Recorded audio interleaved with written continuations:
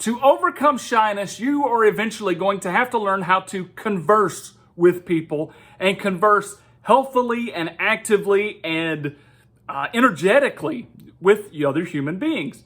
This being the case, you need some stepping stones to get there. And I'm going to give you one of the smallest stepping stones that you can take. Now, I understand how intimidating it is to walk across the room and engage a complete and total stranger, not know them, not know if you're going to get cast aside, not knowing if they're in the in crowd and you're on the out crowd, and that you might actually get thrown out of this social endeavor. I understand that intimidation. That type of conversation is an intense conversation. But I'm going to give you as far the other direction as you can have of a conversation without technically not having a conversation. So that's one of the biggest problems with shy people, and believe me or not, my roots are totally shy, is that we don't converse at all. So I'm going to try to give you one of the smallest possible conversations that you can engage in. And we're going to call it the affirming conversation. What I want you to practice for the next short while is to be an affirmer. I want you to encourage people with attaboys.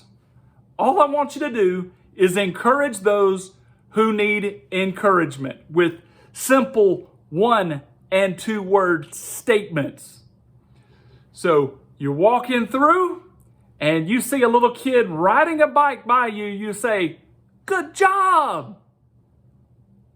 You see a little girl get on a swing and she swings really high and she's like, "Look at me, look at me." And you go, "Man, that's fantastic."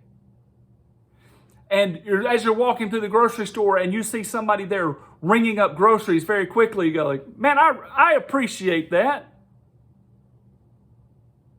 I want you to just be affirming. These are short, non-committal conversations. One thing you could do is you can go to your local park and walk a trail. And if you walk a trail, guess what you're going to bump into? You're going to bump into other people that are walking the same trail. And you can just practice by saying, "Hey, how you doing? How are you today? How are you? How are you? Good to see you. I'm glad somebody else out here is concerned about their health." Wait a minute, that sentence is too big. Don't use that sentence. But I want you to begin to, in those around you, I want you to begin to affirm them in the things that you can affirm them by saying, "Good job. That looks nice. Fantastic. I appreciate you," etc. And the more affirming you do, I want you to become more convinced of your affirmations. So at first, when a strange kid rides by, it might be like, "Good job." It might take everything you can just to get the words out of your mouth, but there's probably not going to be a lot of energy in those words. There's probably not going to be a lot of excitement in those words. So when this little kid comes by the first time, you say, "Good job." The next time the kid comes by, try to be a little more energetic, say, "Good job."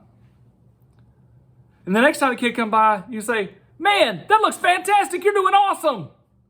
And try to escalate, try to put something into your affirmations. Now, this is a simple, small practice.